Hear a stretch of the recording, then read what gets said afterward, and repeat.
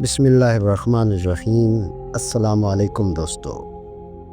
عظیم اور دائمی رحمتوں والے خدا کے نام سے، اے میرے معبود، تیری لگاتار بخششوں نے مجھے تیرا شکر ادا کرنے سے غافل کر دیا ہے، اور تیرے فضل کے تسلسل نے مجھے تیری ثنا کا احاطہ کرنے سے عاجز کر دیا ہے، اور تیری پے در پہ ہونے والی مہربانیوں نے مجھے تیری تعریفوں کے بیان سے بے دھیان کر دیا ہے، اور تیری مسلسل نعمتوں نے مجھے تیرے احسانات کے ذکر سے تھکا کر رکھ دیا۔ یہی مقام ہے اس شخص کا جو تیری نعمتوں کا معترف ہے اور ان پر شکر سے قاصر ہے۔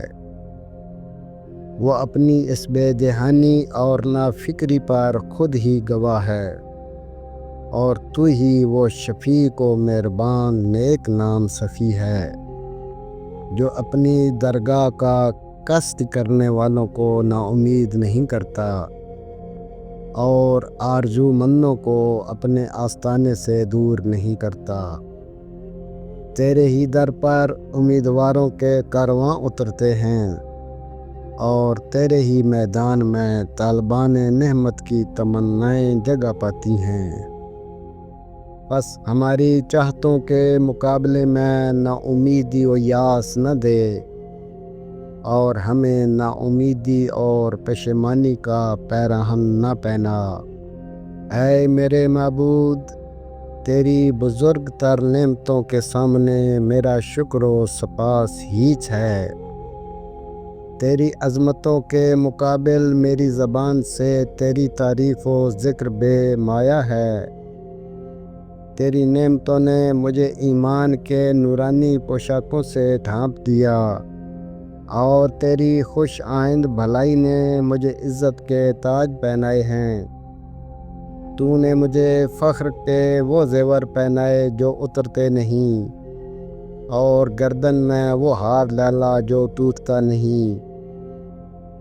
تیری مہربانیاں زیادہ ہیں، میری زبان ان کو شمار کرنے سے عاجز ہے،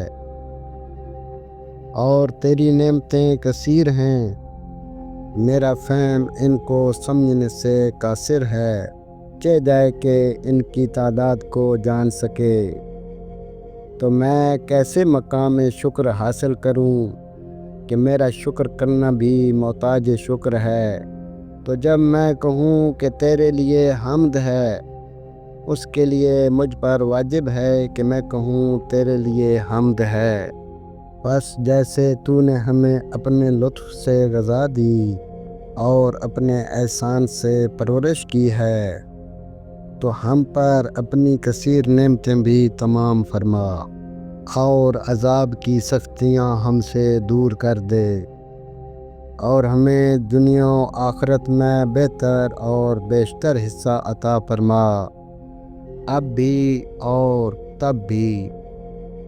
تیرے لیے حمد ہے، تیری بہترین آزمائش اور کثیر نعمتوں پر، ایسی حمد جو تیری رضا کے موافق ہو اور تیرے عظیم احسان و بخشش کو حاصل کرے۔